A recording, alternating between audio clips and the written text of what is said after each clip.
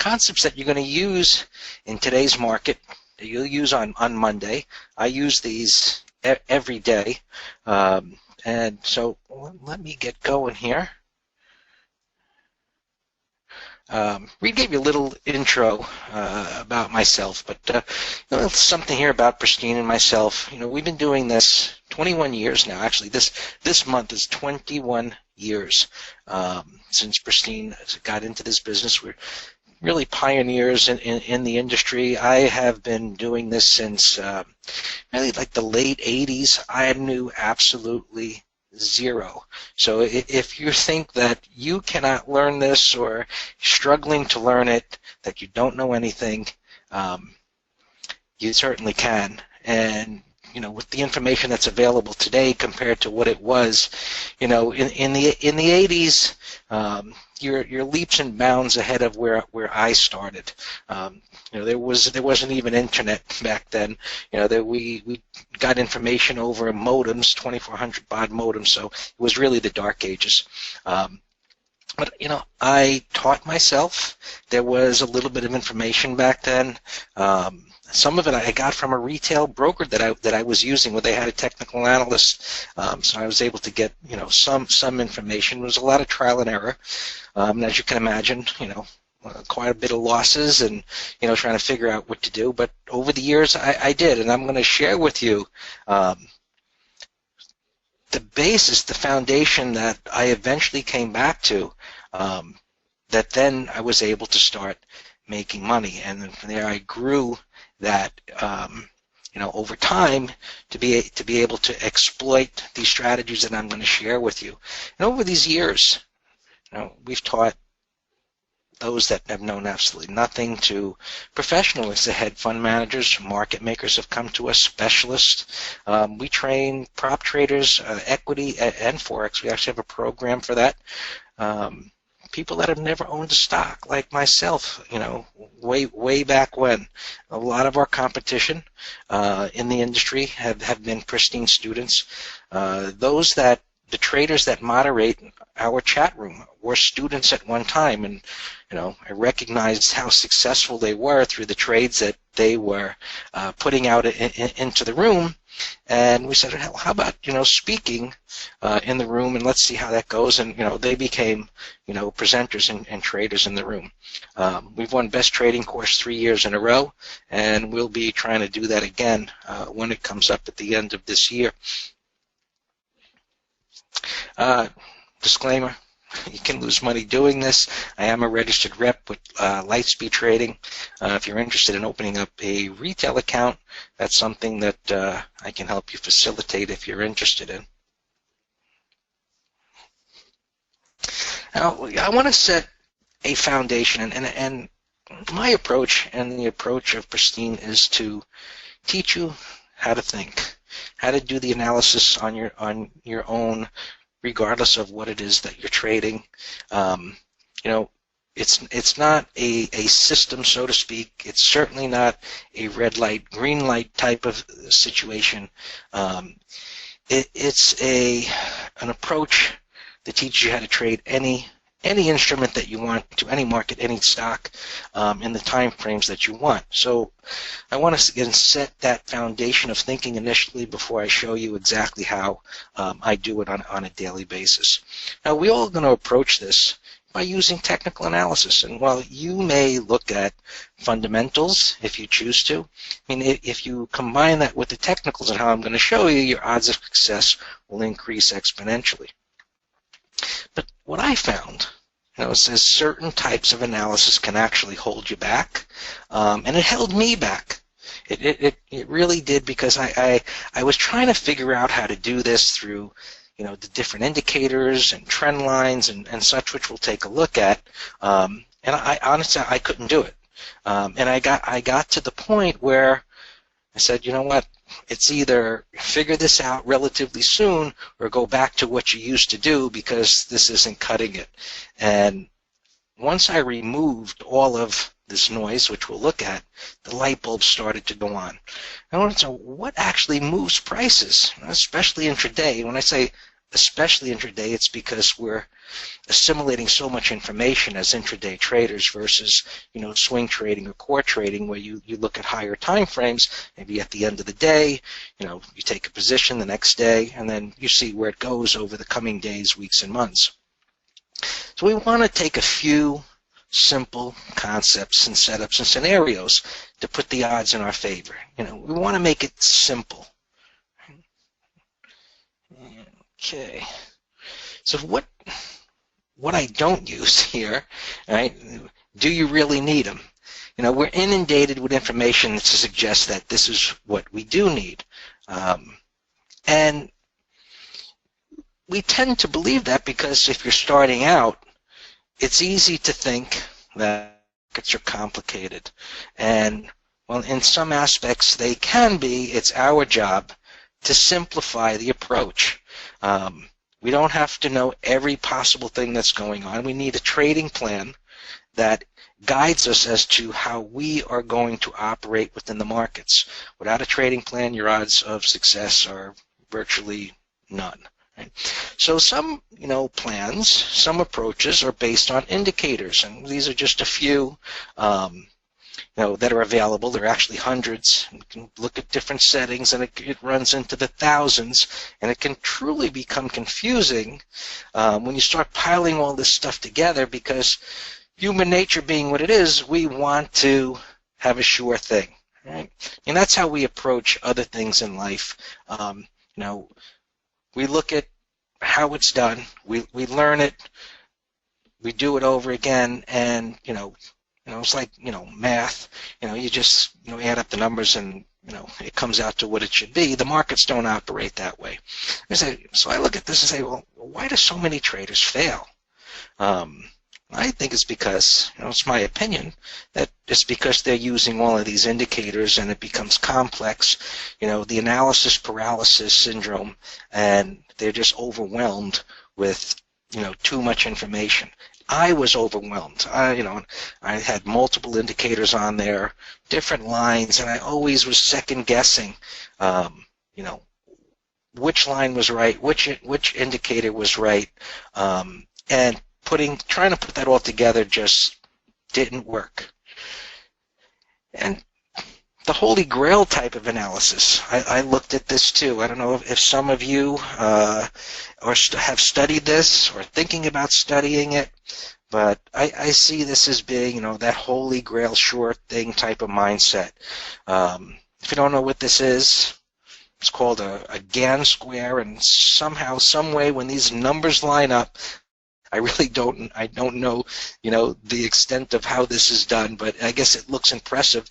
And when you hear it explained, and you're seeing an example where one of these things actually line up and predicts what's going to happen, you can get hooked on this kind of thinking. But in reality, as traders, we look to put the odds in our favor, and it doesn't need to be this complex. It doesn't have to be waves within waves and extensions and, all of these lines that predict where prices are going to stop and go. We just, as we say, we just look to the left and see where prices have been before, and that's what tells us where the buyers and sellers are and where they're likely to show up again.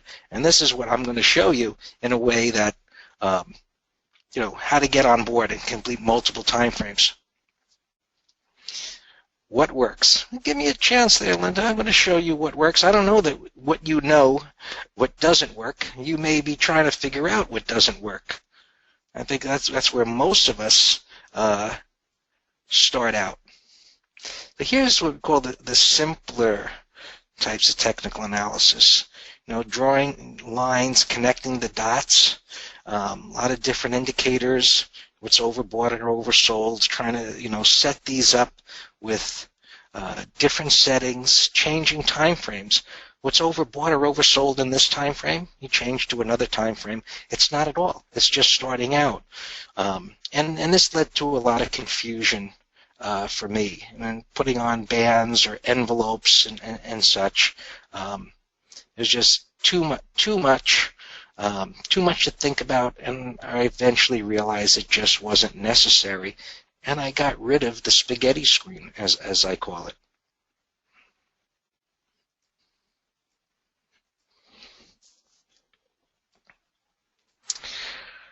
And so this is where most start out, a dream of getting rich quick. I did, of course. When I first started trading, I traded a few stocks, and I had to call a broker to do it. Couldn't do it as we all do it today through trading platforms. But I wanted to get rich and hit it out of the ballpark.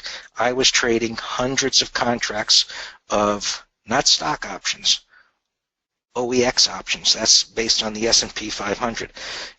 I really didn't know what I was doing. I picked probably one of the riskiest instruments that you could trade with the lowest odds. And, well, I made large amounts of money. I lost huge amounts of money. And it got to the point where I just realized I was doing nothing more than gambling, and I had to start learning an approach. Many 40% only trade for a month.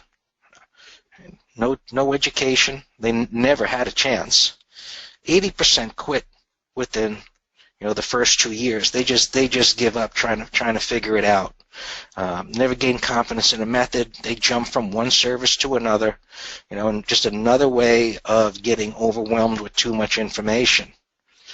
Some make it, over into 5 years. They've narrowed things down. They're still working on making it their own, and that's a big part of being successful in this, because you eventually get to the point you have to approach this like you're running a business, which means you have to make it on your own. Any of you that are in your own business, you don't call somebody up to ask, well, what do I do today? You don't, in a sense, bringing it to what we do, log into a chat room, and your sole purpose is to sit there waiting for the moderator to say what to buy or sell. You can start out that way, but eventually, if you're in a chat room, it's because you're sharing ideas with others that point you in a direction, and you know how to make that money. You can increase your odds of success. It doesn't take that long. You just need guidance on how to do it. So what does work? Get back to the basics. Remove all the indicators, remove all the lines, understand how prices move, and this is what I'm going to show with you. And so we want to define areas of support and resistance on the trend. You're saying, Greg, I already know that. Well, I'm going to say, well, why aren't you doing it? So let's take a look at this. We want to determine what I'll say are reference points and support. And another word for support is demand. I wanted to always understand why prices move as they do.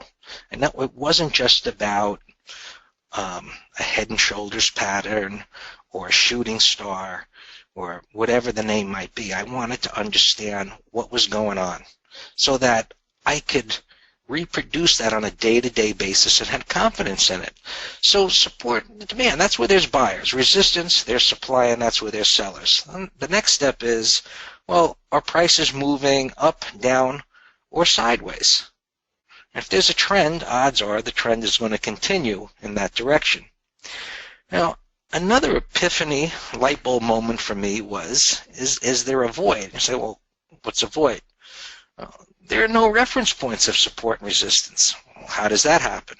Prices gap up or they gap down, or prices move with tremendous momentum. And each bar moves in the same direction with little overlap.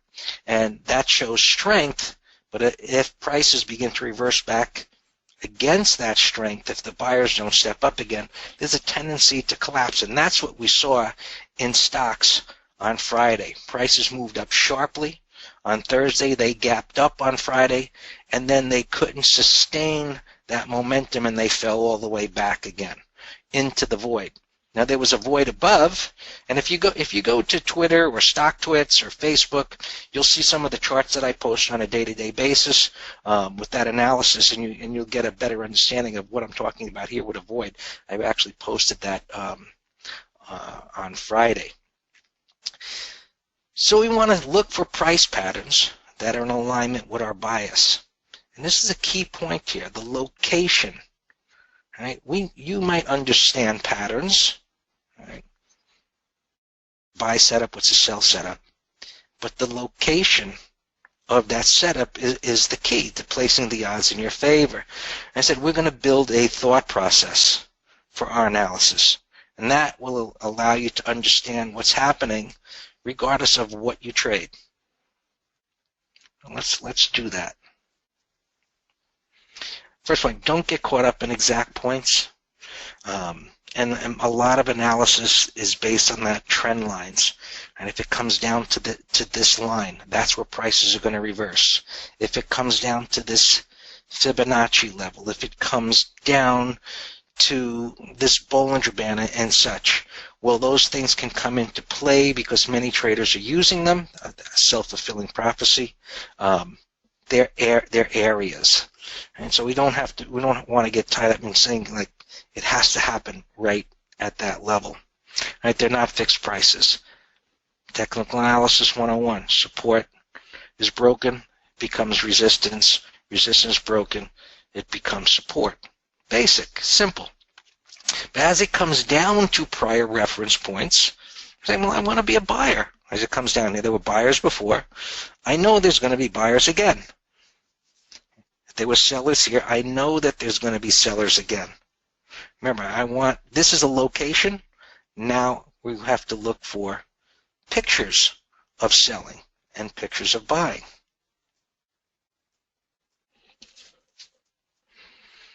Well, if prices are trending, right? This was resistance.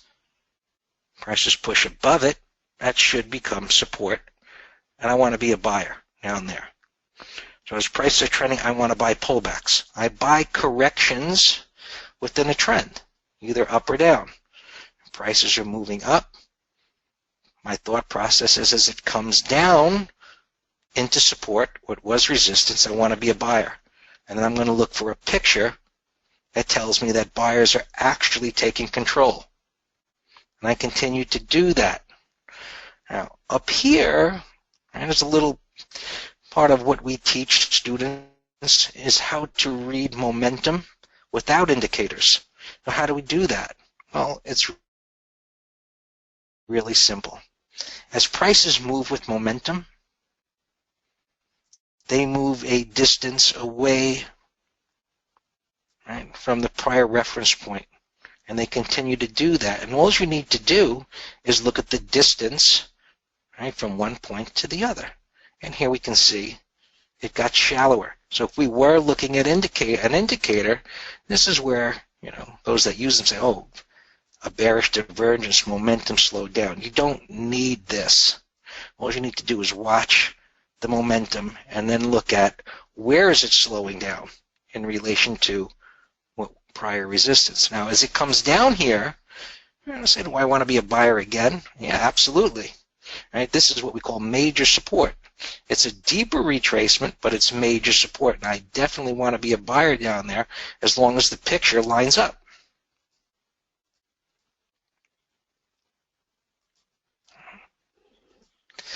Oh, the line continued. I didn't know that would do that. Is there an eraser here? Okay, erase all. There we go. All right. So all methods, how do they enter a position? Right? They use some type of a correction. I mean, even if you're a level 2 trader, you're looking for some selling and buying to come in. Every type of method observes some type of a correction and then an entry point. And those corrections can happen through time, where we trade breakouts, or they can happen through price movement, which are called retracements or pullbacks. So corrections through time create new areas of support. Right? This gap up created a void. The sideways correction creates support, and it tells us that there is excellent demand for this stock or whatever it is that you're trading. If it can go sideways after it creates a void, it tells you that there's a lot of demand. And if there's a void above, let's buy the breakout. Here we have a little shakeout, little breakdown, and move back up. Another pattern that we trade, we buy the breakout. Prices pull back to what was resistance, and it couldn't go higher. There was resistance. We buy the pullback once there's a picture of buying. that as it increases.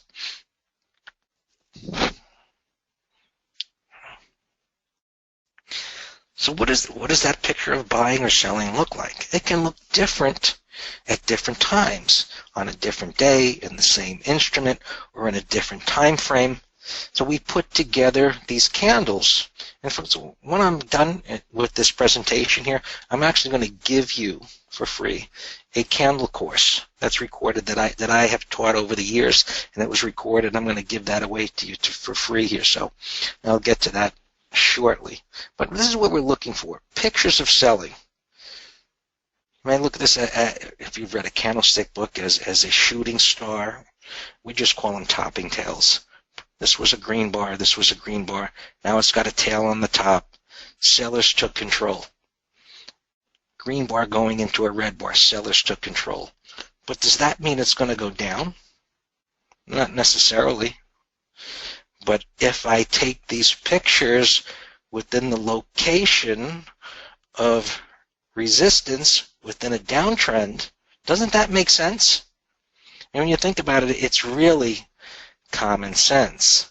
If the trend is down and there's an area where there's supply and there's this picture of selling, well, the odds are in my favor that the trend should continue to move lower. And if I want to be a buyer, I want to be a buyer where I know there's going to be demand. And then I look for a picture of buying, which gives me an entry point. And my assumption is that prices will make a new high because the trend is up. And we continue to do that. Now, these are pullbacks and retracements, but they could be little sideways corrections through time and then a continuation lower.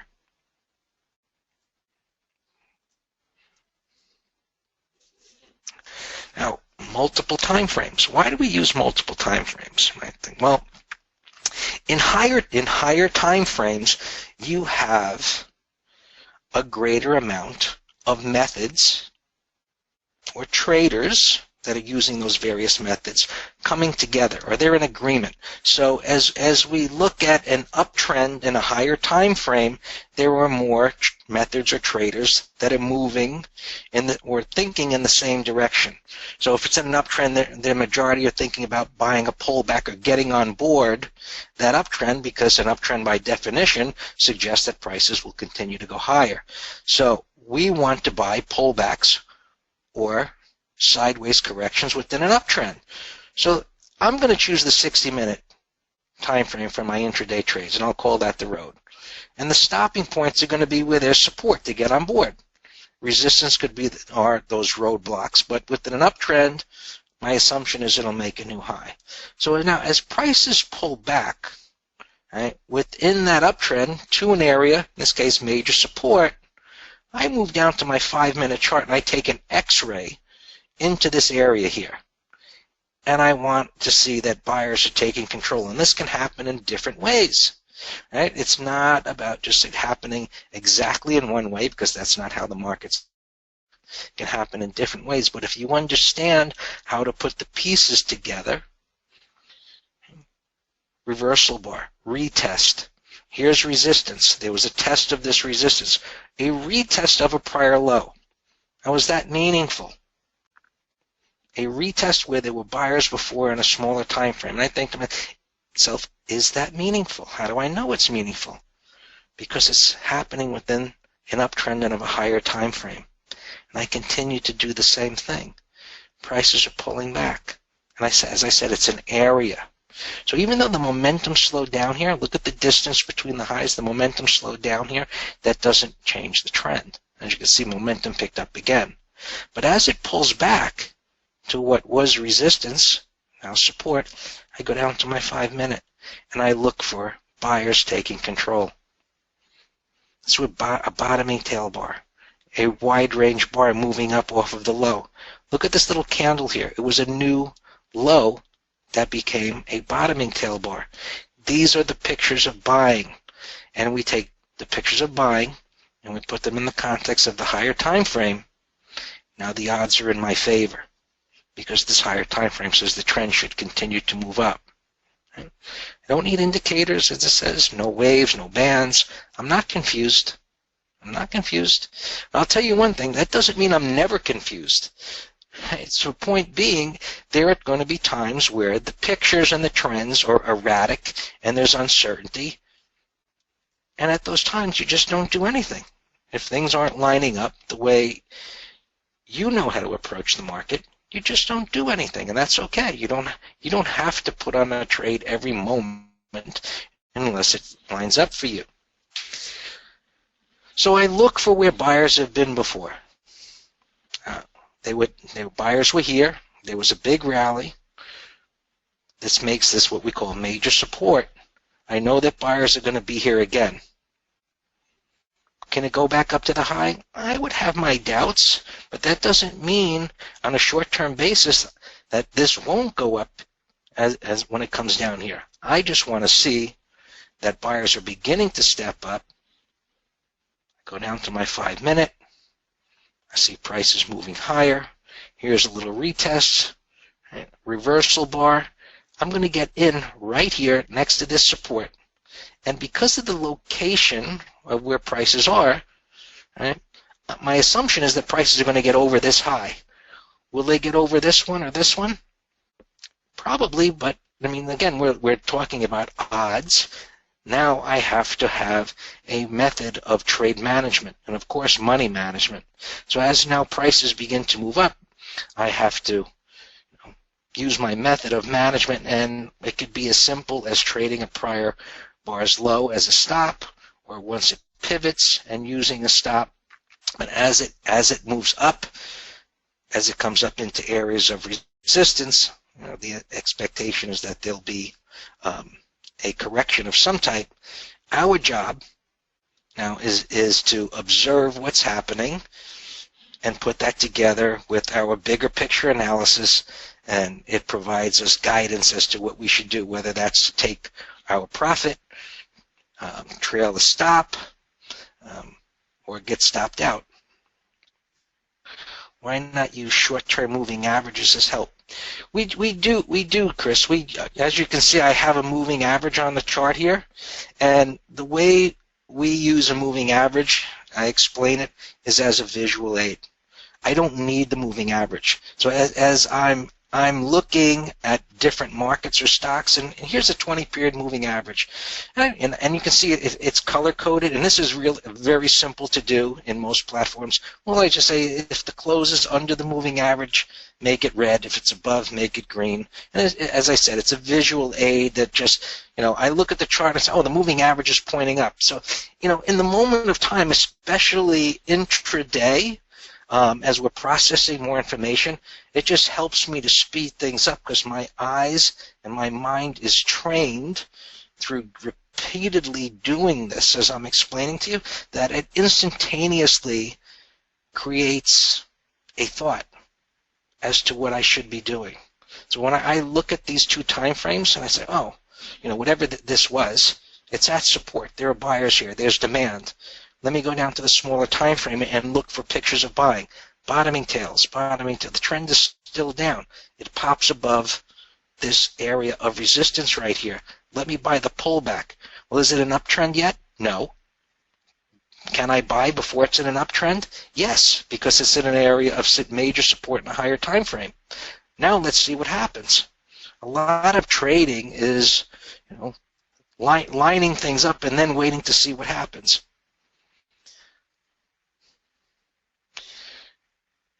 Trader saying to me that in recent trading I've seen lots of indecisive reversals that seem to be designed to shake out folks, low margins stopping out. That's true this year. There's been a lot of erratic price action in the markets, but one of the things that I teach, and in that course that I'm going to give you for free, is exploiting failure patterns. That's one of the biggest things in my own personal trading that I learned, is how to exploit failure patterns at the right moment in time. But this year, I'm telling you, has been the worst. I mean, look at the chart of the QQQs of the S&Ps on a daily time frame. When have you seen so many gaps up and down? It looks like an ADR. So market environments do change, Your job is to change with them, and you do that through a thought process like I'm explaining to you. So can you trade against the trend? Does some moving averages act at actual resistance when they are found above price? Moving averages, especially like the 200 period moving average, can become a self-fulfilling prophecy because so many look at them. Years ago, I looked at many moving averages. It led to confusion because I had a belief that they were actual support and resistance. They are not.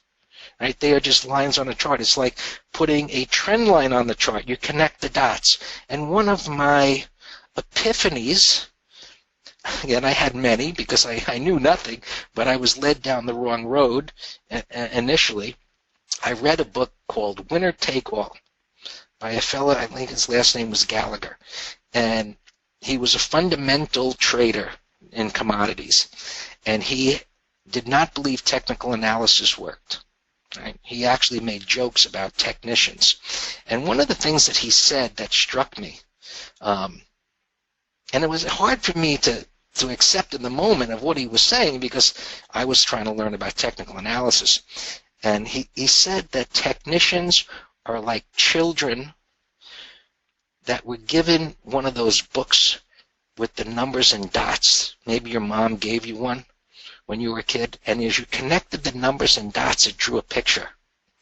And he said technicians just are still like children connecting the dots and believing that connecting those dots actually means something on the chart. Now, and that led me to think, am I connecting the dots in the right places? Right? Whether it was the tails on the bars or the closes, and there were lots of questions that created a lot of uncertainty. Now, technical analysis and trading on that is what I do every day, and what the majority of the presenters do here every day. So it does work, but you have to understand that there are subjective parts of it. All right. So when do we trade against the trend? Well, when it becomes extended. You see the way I drew this here? See how it begins to accelerate?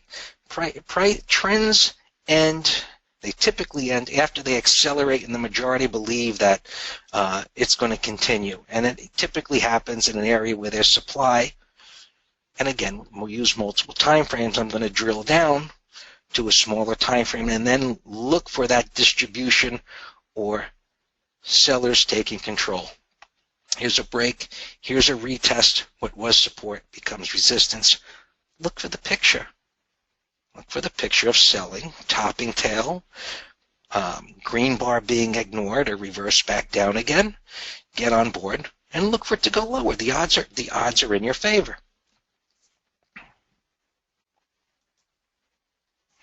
I know I'm going fast here, but these are short presentations. I'm going over a lot of information here. I believe this will be recorded. Listen to it again.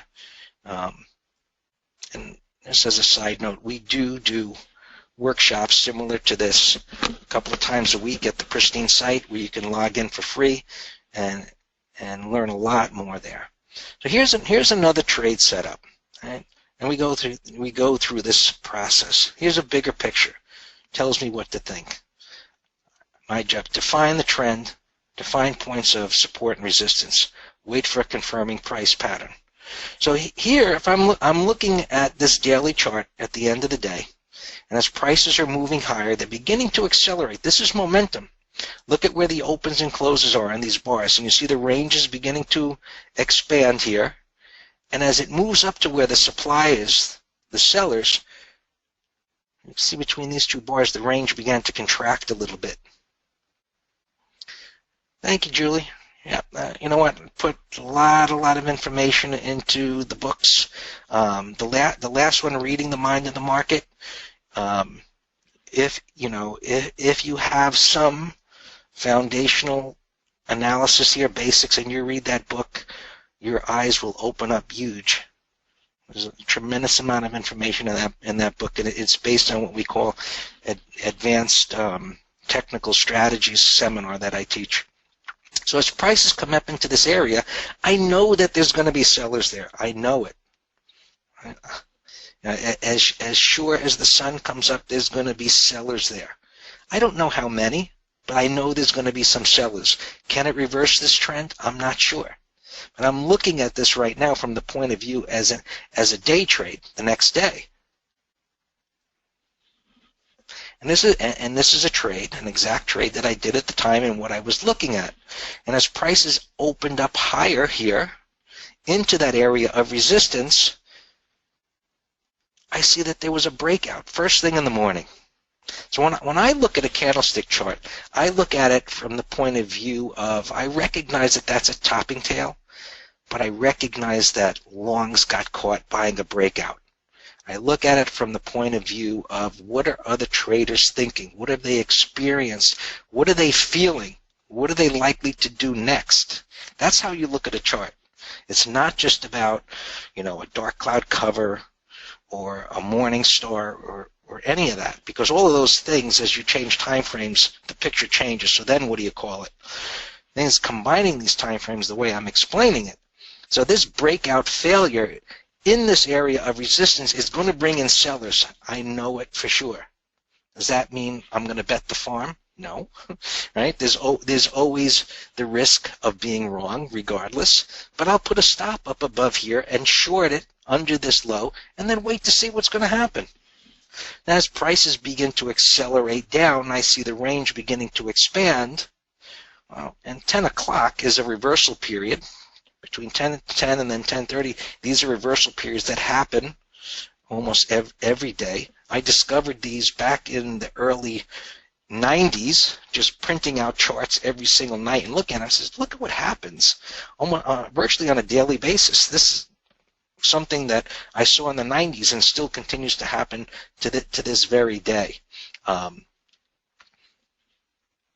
So it's about combining different concepts, trends, multiple time frames, support, resistance.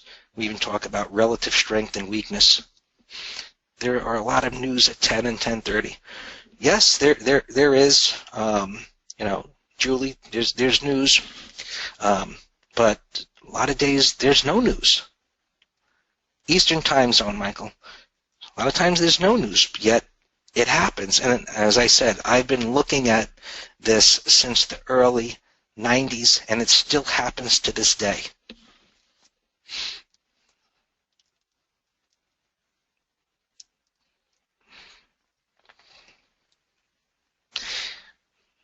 Well, is it huge?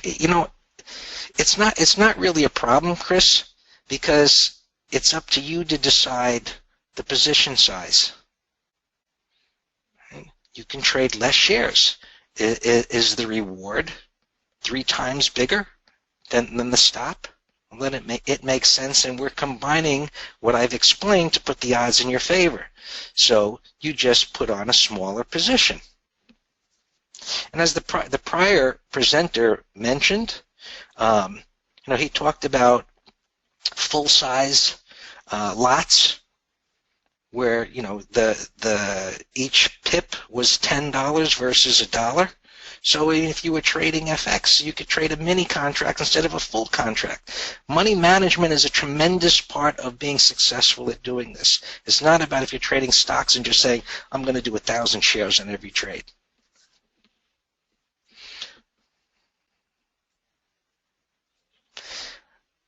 So we need to use multiple time frames, right? That's going to provide us our bias. There's a big point here. It was for me. There's no perfect time frame to use. It's a choice.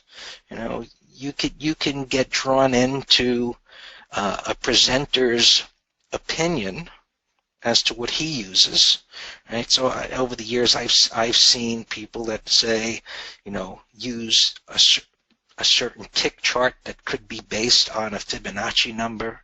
Some will use price charts that combine volume, equivolume charts. There's so much that you could look at that, you have to decide what it is and then just stick to it. Well, Chris, again, that's a choice, So, I didn't get into moving averages. Right? We also use a 20-period moving average. But if you're going to use moving averages as, say, crosses as signals, you're going to find a lot of times that you can get whipsawed. They don't work. Following price is using, what's on the chart. If you decide to put something else on the chart, it's a derivative of that price. I'm not saying you can't use it or it doesn't work, but you need to understand that, as we say, price is king. If you're going to put something on a chart like a moving average, do it objectively. Don't look at too much information. Put the odds in your favor. As I said, support, resistance, the lack thereof avoid. Relative strength and weakness. If the markets are going down and you're looking at a particular stock, that won't. If you were looking at Netflix, I think it was on Thursday, the market started to come in at some point and it was just hanging there. Maybe it was Wednesday or Thursday, I don't remember. And it's like, it won't go down. Clearly, their buyers are stepping up. And as the market began to turn, it accelerated higher. Take a look at the broader markets and the sectors. Market internals. It depends on your time frame. A breadth internal and sentiment internal. I do this day to day, looking at a breadth internal. How many stocks are participating in the market, and sentiment. How do traders feel about the market? Looking at what I look at on a daily basis, the total put-call ratio. I've been of the opinion, well, why hasn't this market cracked back down to the August lows?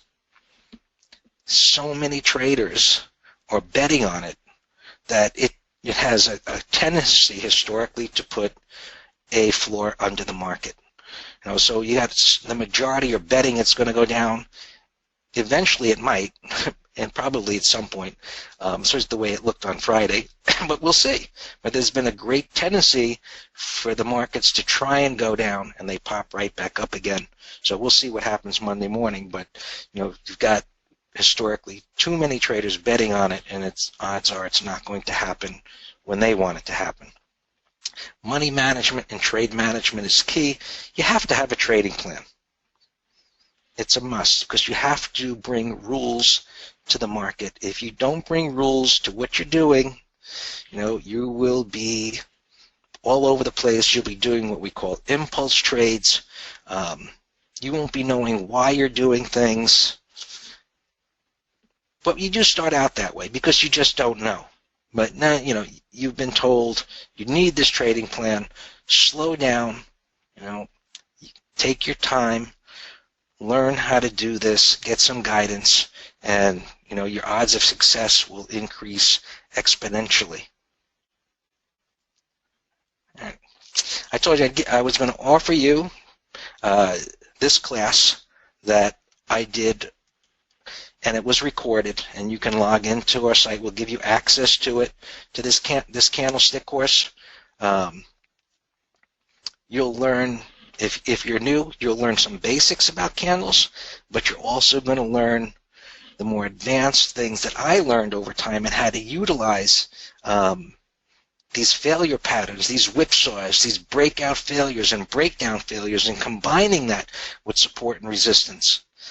By doing that and looking at that from the point of view of, traders got caught selling that breakdown in an area of support, it's, odds are high that it's going to go up. So all you need to do is just email counselor@pristine.com, put free candlesticks in the subject line, and you will be emailed that link to view the course. Okay? My time is up. I hope I've at least provided some thoughts that'll help you in your trading on Monday and evaluate what you're doing. As I said, we do free workshops every week at the Pristine.com site. Log in there, take a listen, hear what we're doing, and maybe you'll look to learn a little bit more with us.